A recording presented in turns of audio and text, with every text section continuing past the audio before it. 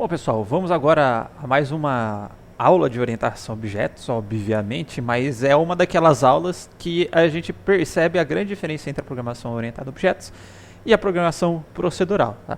Lembrando que a gente, espero que vocês tenham percebido essa grande diferença, né, na aula 3, que a gente viu lá classes e objetos, né, e na aula de encapsulamento, na parte de encapsulamento também, que são coisas aí que a gente não conseguia fazer dentro da programação procedural. Não conseguia, por exemplo, ocultar um campo do struct, não conseguia ocultar um método da execução, nada do tipo, ou esconder, né, ou restringir o acesso. Só determinado biblioteca, enfim, conseguiria acessar um método, um campo, e o próprio comportamento da orientação a objetos, que a gente viu até o momento. Tá? Então, a aula de herança, tá? Lembrando que ela é um dos pilares da orientação a objetos, tá? Lembrando dos pilares que é a abstração, tem gente que não considera, né? Mas tem gente que considera.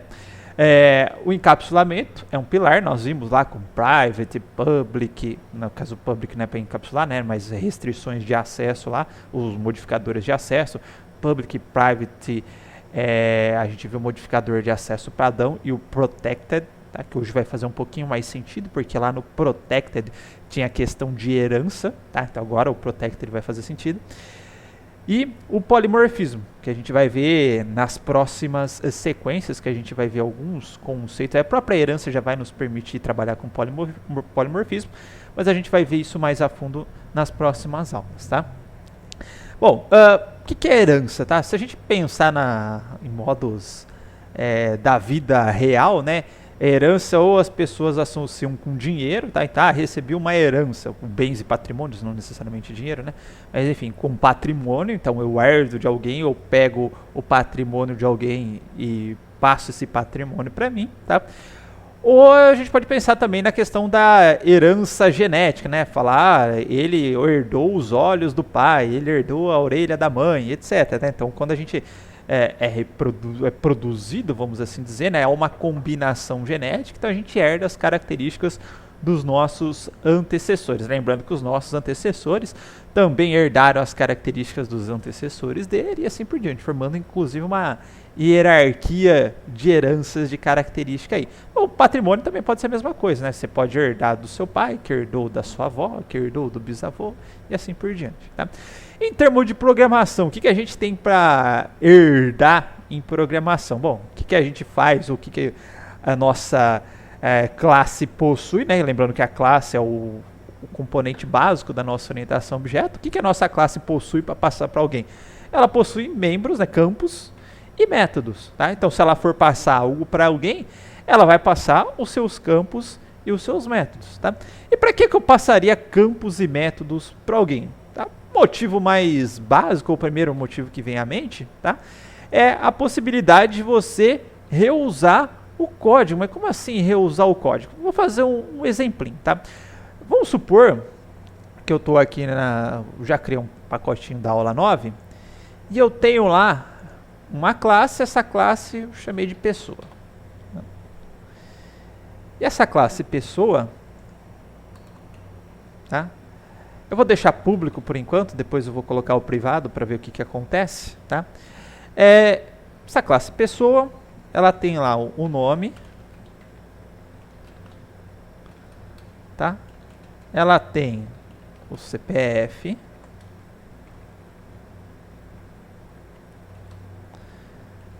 ela tem um endereço, vou até exagerar um pouquinho aqui nos campos. Ela tem um telefone, ela tem uma data de nascimento, tá, não vou exagerar tanto, senão vai ficar bem grande o exemplo, tá? Supondo que a pessoa tem esses campos, eu já tenha feito lá o construtor para essa pessoa, né? Então, vou colocar o construtor aqui. Tá? Deixar ela completinha, como se fosse uma classe tradicional que a gente vê. Tem todos os gets e sets aqui, ok? Aí vamos supor o seguinte, tá? Vamos supor que agora fala, puta, eu tenho isso daqui, são meus funcionários, etc. E eu preciso agora fazer uma classe aluno, que eu vou fazer, estou fazendo um sistema aqui um SysCAD da vida, um sistema para a secretaria acadêmica, e ela precisa armazenar os dados, as informações dos alunos do campus, tá? Aí beleza, então vamos lá. Vamos supor que o meu aluno, né, tenha lá o nome, ele tenha lá o endereço, ele tenha lá, o que mais que tinha na pessoa? Que eu já esqueci. CPF, telefone, então vamos lá. String CPF, public, string telefone, public, vou até o CPF igualzinho aqui, tá? Public, local date, data NASC, né? E aí, se a gente for parar para reparar neste momento aqui do meu código, porque o meu aluno ele também tem os mesmos campos de uma outra classe que eu tenho aqui, tá? Eu poderia, tá, reaproveitar esses campos, em vez de eu ter que programar tudo de novo, falar, puta, o cara já tem uma classe lá, tem tudo que eu quero, tá? Já tem o nome, já tem endereço, já tem CPF, já tem telefone, já tem data de nascimento, tá? Já tem os gets e sets, se tiver algum outro método, tipo, para exibir as informações da pessoa, enfim, fazer algum tipo de processamento, validação de CPF, validação de telefone, validação de data de nascimento, validação de endereço, já tem tudo nessa classe pessoa, tá? Então, ao invés de eu reinventar a roda, tá? Fala, puta, vou ter que pegar isso daí, copiar tudo no aluno, ou chego lá na outra classe, supondo que eu tenha acesso à classe, às vezes não vai ter acesso quando a gente vai ver na biblioteca, copiar, colar o código, aí se eu tenho que alterar alguma coisa, falar, tem uma nova regra aí para validar CPF, eu tenho que sair alterando todas as classes, então, né? Eu posso fazer o recurso, ou nesse momento, utilizar o recurso da herança, tá? Então eu falei para vocês que a herança, ela vai pegar tudo que tem em uma classe, tá? E trazer para outra classe, tá? Isso vai me dar o benefício de, eu não precisar reprogramar tudo de novo, ponto número 1. 2, hora que eu alterar alguma coisa na outra classe, tá? Ela já vai ser alterada na minha classe, ok? Mostrando para vocês verem como funciona, para a gente fazer herança, a gente vai utilizar a palavra extends, tá? Extends, e em seguida a classe que a gente quer herdar esses métodos e campos. No caso aqui eu quero herdar de pessoa, tá? Então public class aluno, extends pessoa. Eu vou fazer só uma modificação por enquanto. Eu vou tirar o construtor da pessoa, né? Vou explicar o porquê que eu fiz isso, mas perceba que o meu código parou de chiar neste momento, tá? Beleza, eu vou lá no meu código agora, só para mostrar que aluno, ele absorveu tudo que pessoa tinha, tá? Então vou criar uma pessoa, P1 igual new pessoa, tá? Vou criar aqui um aluno, A1 igual new aluno, tá?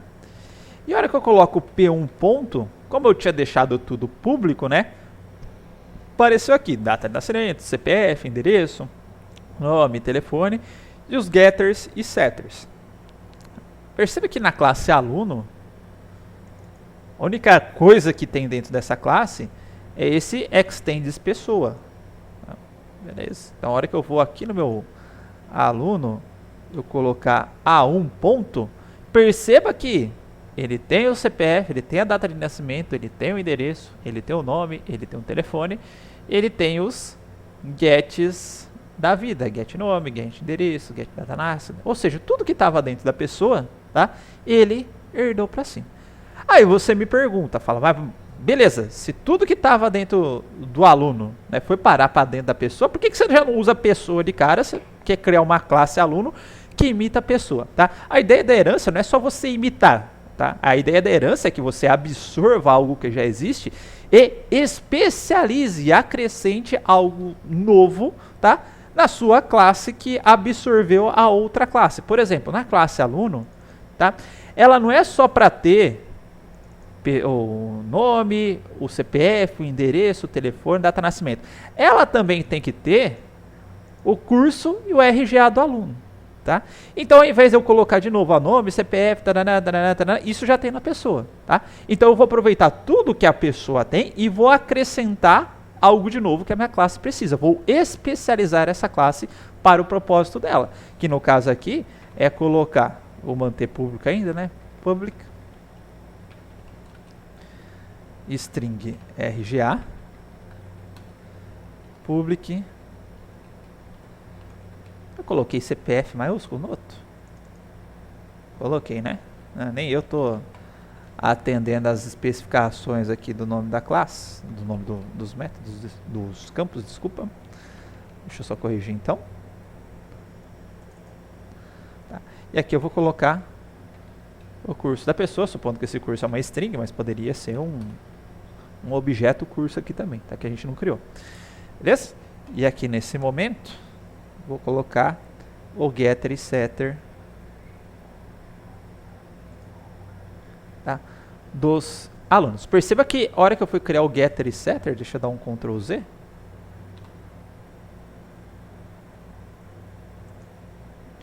Tá? Ele inclusive disponibilizou para eu criar getters e setters para os campos da pessoa. Então a gente vai ver que a princípio isso não vai ser necessário. Tá? Eu vou colocar aqui do aluno, tá? Get RGA, get curso, etc. Vou voltar lá no meu código fonte, tá? E vamos repetir novamente, ó. P1 ponto, ó, ele tem CPF, data de nascimento, endereço, nome, telefone, tá? E os métodos. E perceba o seguinte, quando foi declarado na minha própria classe, tá? Ele fica negritinho aqui, tá vendo, ó? Tem umas coisas aqui que está aparecendo, a gente já vai entender o porquê dessas coisas aqui, mas que não foram declaradas dentro de pessoa, então ele não aparece em negrito. Tá? A hora que eu vou lá para o meu aluno, tá? Perceba que tem algo no aluno que está aparecendo em negrito, ó, então o que foi declarado direto dentro da classe do aluno, ó, curso, coloquei curso com maiúsculo? Oxi, desculpa.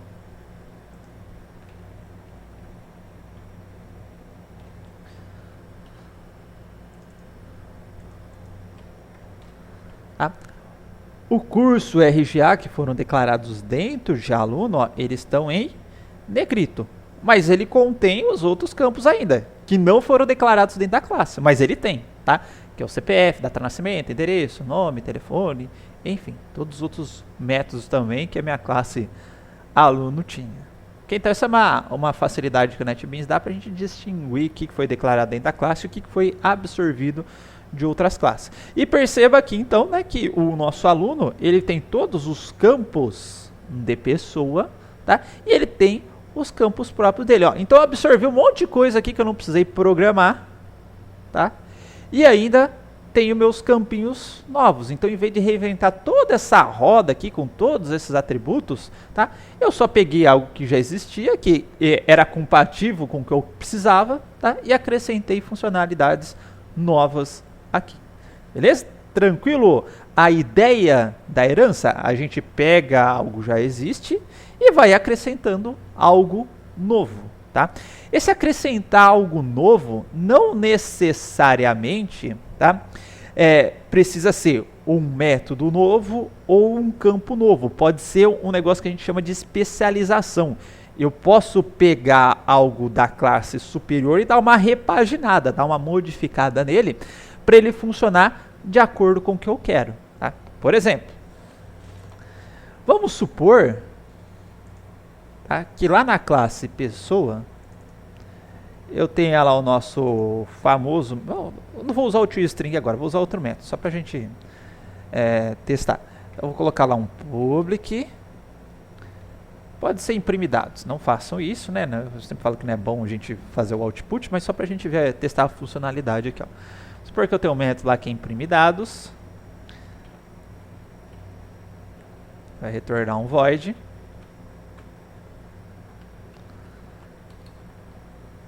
Tá? E aí eu tenho lá um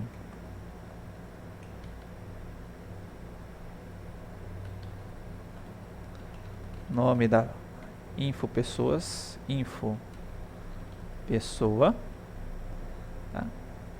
Vou colocar mais um negocinho aqui. E aqui no meio, a gente tem uma série de salts.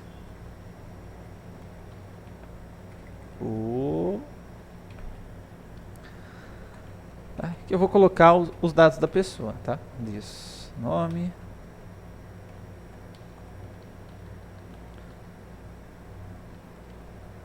CPF.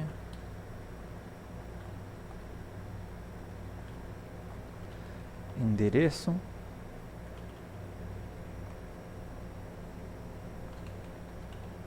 Tá? Vamos supor que eu fiz isso para todos os outros campos, tá? E se eu deixar desta forma aqui, tá? Eu vou definir que a gente não tem construtor ainda, eu vou explicar porque a gente não tem um construtor. Tá? Vamos supor que eu coloquei lá o nome da pessoa, Rafael, CPF, o endereço que eu preciso, né? CPF, nossa, CPF, e aí eu tenho o endereço.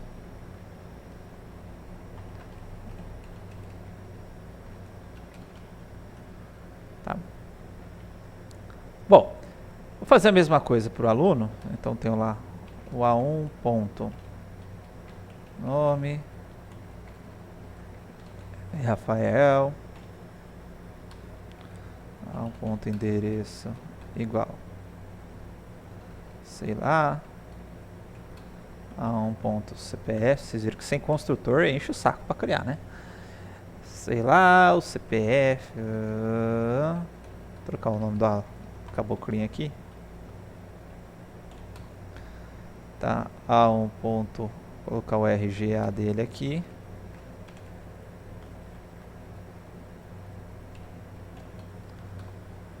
A1 ponto curso SI.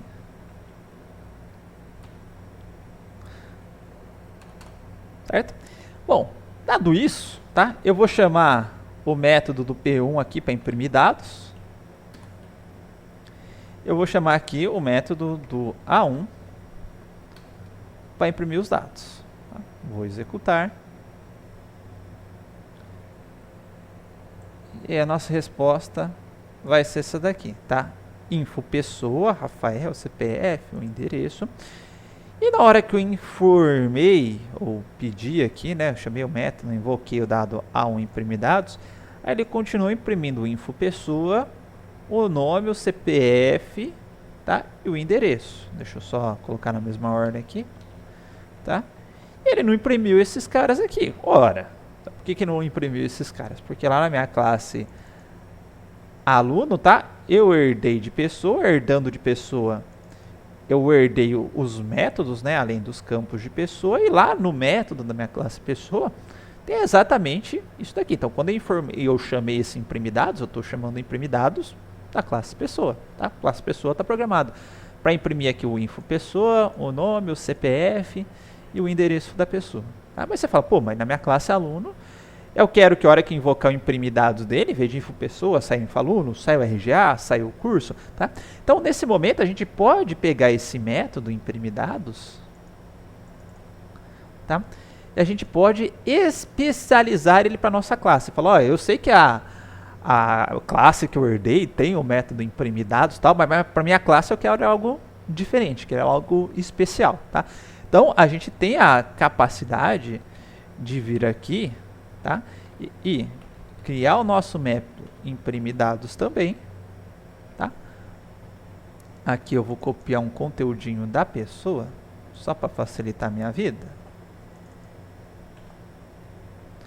Tá? E aí vai ficar info aluno,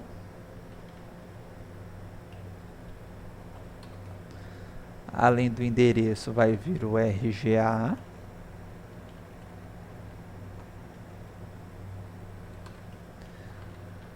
e além do RGA vai vir o curso do aluno. Tá? Vamos ver o resultado disso e eu explico o que aconteceu. Tá? A hora que eu executei meu aula 9, né? Tinha as informações, eu coloquei imprimir dados do aluno, ora, agora saiu o infaluno, o Ricardo, taranã, taranã, taranã, por quê? Eu tenho um método, a minha classe principal, ela tem um método, classe principal, desculpa, não falei a nomenclatura da classe, né? Mas a classe de quem eu herdei, que é a classe pessoa, ela tem o método imprimir dados, tá? Então, a hora que eu chamava o imprimir dados do aluno, que não tinha programado esse método, ele chamava, obviamente, falava, ó, eu não tenho, mas minha classe superior tem, eu herdei dela, então vai ser o método da classe superior, tá? O mesmo método está programado lá. A partir do momento em que eu chego na classe que herdou e programo o método igualzinho o da classe superior, tá? Hora que eu invocar esse método, ele vai invocar o da classe específica ali, da classe que eu estou chamando o método, nesse caso aqui, o imprimir dados. Então, se aluno tem imprimir dados, ele vai chamar imprimir dados do aluno. Aluno não tem imprimir dados. Opa, vou ver se a minha classe que eu herdei tem. Se ela tiver, eu chamo o método dela. Tá? Então, essa prática aqui, essa programação que a gente fez, de chegar na classe que herdou, tá? Que realizou a herança, e escrever um método que é igualzinho ao método que tem na classe que forneceu a herança, né? Que a gente vai chamar de superclasse, para apresentar os conceitos, tá? É chamado de sobrescrita de método. Não confundir com sobrecarga, que a gente viu na aula anterior. Sobrecarga é o método de mesmo nome e que tem a variação na assinatura, né? Número de atributos, tipo e ordem dos atributos, tá?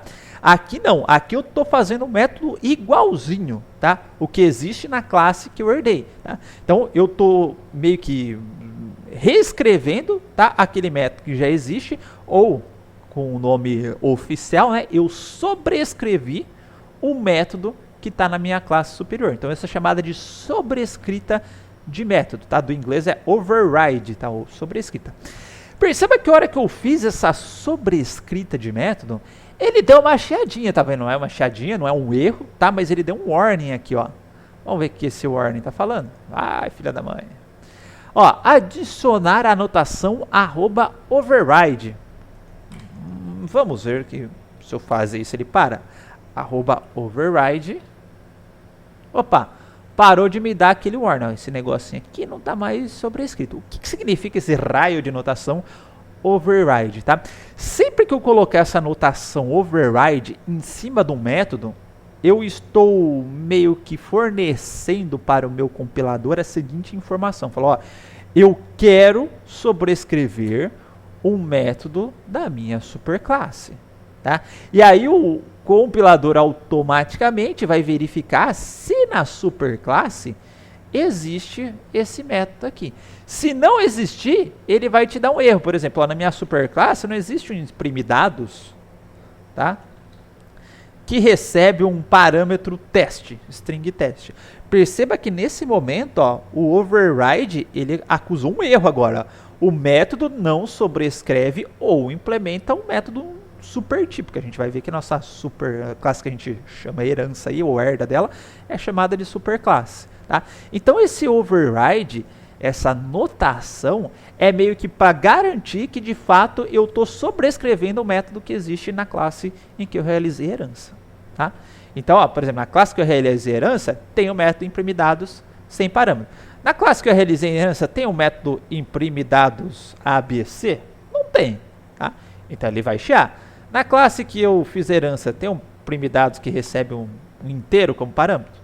Não tem, tá? Então ele vai verificar se na superclasse existe um método declarado da mesma forma. Então sempre que for sobrescrever um método, é legal usar essa notação override para garantir que a gente está sobrescrevendo o método existente, tá? Porque se eu não colocar a notação override e vir aqui colocar um int a, por exemplo, tá? O que vai acontecer, ó?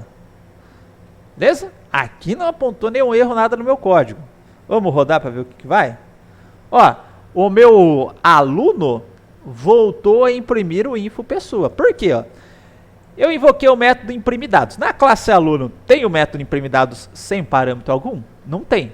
Mas na minha superclasse tem. Então ele foi lá e invocou o da superclasse. Beleza? Então sempre que a gente for fazer essa sobrescrita de métodos, tá? A gente vai utilizar a notação override. Tá? Agora ele chiou. Eu vou vir aqui, vou corrigir. o nosso método voltou a funcionar normalmente, tá? Bom, para facilitar minhas explicações, né, eu não tinha chegado nessa parte dos slides, mas já vou fazer as definições aqui das nomenclaturas que a gente usa para classe, tá? Essa classe aqui que sofreu, o que herdou os métodos de outra classe, então aluno está herdando de pessoa, tá? Essa classe aqui é chamada de subclasse, tá? Ou classe filha, ou classe herdeira, mas o mais comum é ser chamado de subclasse, tá? Essa classe que forneceu os campos e atributos, tá, é chamada de superclasse, tá? Ou classe pai, ou classe ancestral, tá? Mas o mais comum é ser chamada de superclasse, beleza? Inclusive a gente vai utilizar essa nomenclatura super em alguns momentos aí da nossa programação. Beleza, tá? Agora vamos a alguns conceitos ou pegadinhas que podem haver aqui dentro da herança, tá? Bom, vamos supor que na minha classe pessoa, ao invés de deixar tudo público, que nem eu fiz aqui, tá? Eu deixei tudo privado, ó. Privado. Privado.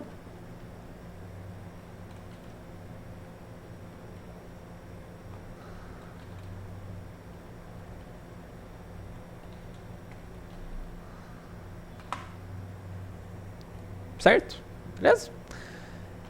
Bom, o que aconteceu agora na hora que eu salvei esse código? Se a gente atentar para o meu projeto aqui, começou a dar uns par de erros, tá?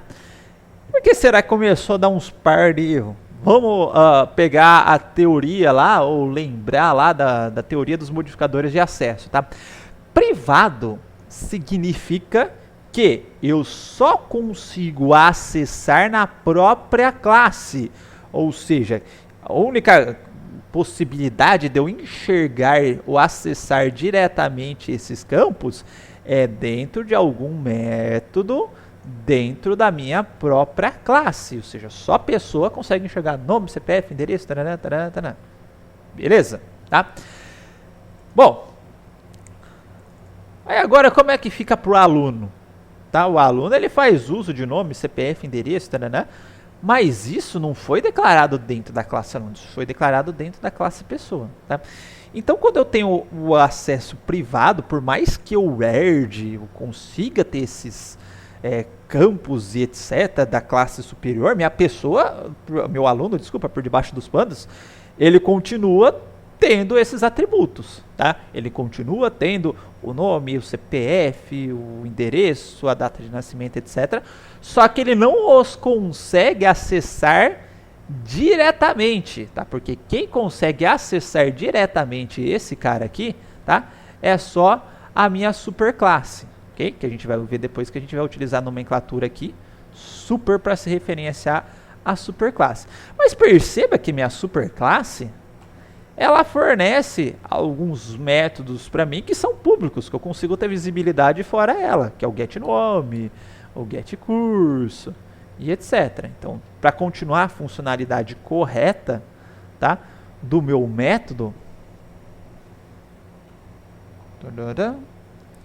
que era aqui o CPF, né? CPF, não era não? Ah, tava tudo com maiúsculo. Aqui vem o get endereço. O RG é o curso, não precisa porque está dentro da minha própria classe. Tá? Beleza, com isso, eu me livrei do problema da minha classe aluno. Tá? Eu estou acessando agora os métodos da minha superclasse, tá? Por meio dos métodos, tá? Que aquela superclasse torna visível. Legal. Mas lá no meu aluno, lá na minha classe aula 9, tá? Perceba que uma ele está chiando aqui até no nome. Vamos corrigir isso daqui, né? 7 nome. Depois já vou fazer o construtor já, tá, gente? A gente parar com essa porcaria aqui. 7 CPF. 7 endereço. Imprimir dados normal. Deixa eu só colocar o... Ah, deixa por enquanto, né? Mas se eu vier aqui no meu aluno, 7 nome.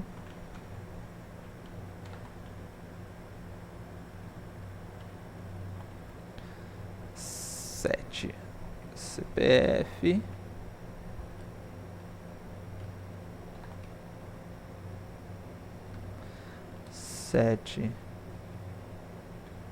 Endereço. Como é já o curso tão público, não precisa. Ó, perceba que ele parou de chiar.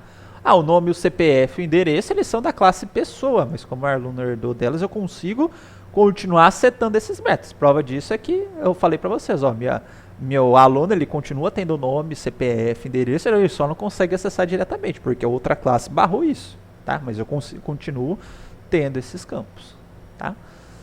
Tudo bem, pessoal? Deu para entender o que acontece quando eu tenho uma superclasse e ela coloca o modificador de acesso privado, tá? Continuo tendo os campos, aí quem consegue acessar é somente a superclasse. Lembram, tá, que quando eu falei que eu tinha o protected, tá? Vou dar um Ctrl Z em tudo isso que eu fiz, ó, que a gente não tinha trabalhado ainda.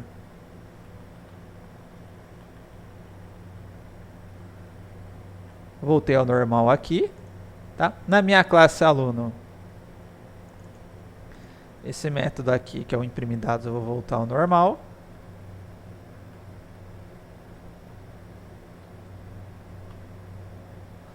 Que ele vai reclamar. Só que lá na minha classe pessoa, eu vou colocar o modificador de acesso protected.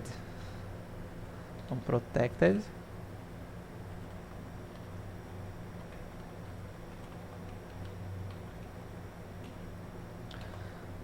Tá? Salvei. Perceba que a hora que eu salvei, o que aconteceu? Olha, não tenho nenhum erro mais aqui, tá? Inclusive, se abrir a classe aluno, for lá embaixo, ó, tá acessando o nome, CPF, endereço, curso, normalmente. Se vocês pegarem aquela tabelinha, que eu agora não lembro, eu acho que está na aula 3, tá?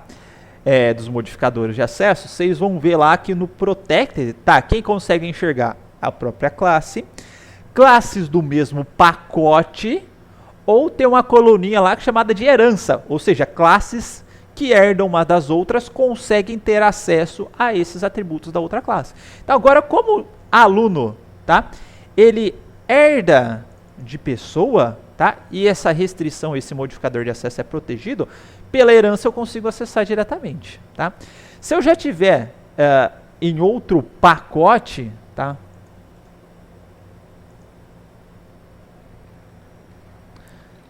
Vou chamar de pacote teste aqui.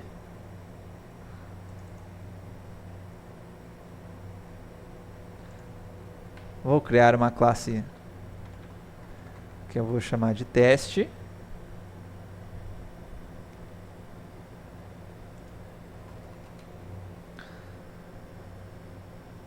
Tá? PSVM.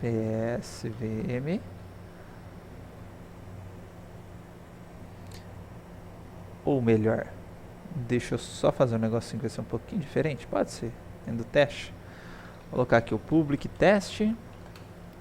Dentro desse teste, vamos supor que eu vou criar um aluno, então, melhor, pessoa, né, que tem um acesso protegido, pessoa P1. Vou importar. Tá? Perceba que a hora que eu coloco o P1 ponto, tá? Nem está aparecendo aqueles campos para mim. Não está aparecendo o nome, CPF e etc. Se eu já tiver na classe aluno aqui e eu tivesse uma situação, é que ele vai chiar aqui, tá? Mas enfim, se eu tivesse uma situação de ter um campo pessoa aqui, ó, é que aqui ele não deixa disparar nada, mas vamos colocar aqui dentro do método P1 ponto. tá? Eu consigo acessar, ó, CPF, data de nascimento, endereço, nome e telefone. Ele disponibiliza isso para mim, tá? Porque aluno, herda de pessoa, então aluno tem todos, tem acesso direto, tá? Aos campos de pessoa que é protegido, tá?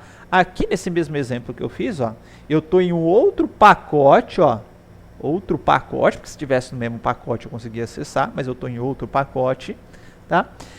E eu não realizo herança com pessoa, tá? Então eu não consigo acessar diretamente os campos de pessoa.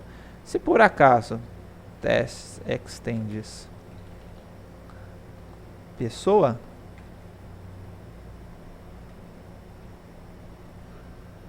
eita, que era para funcionar.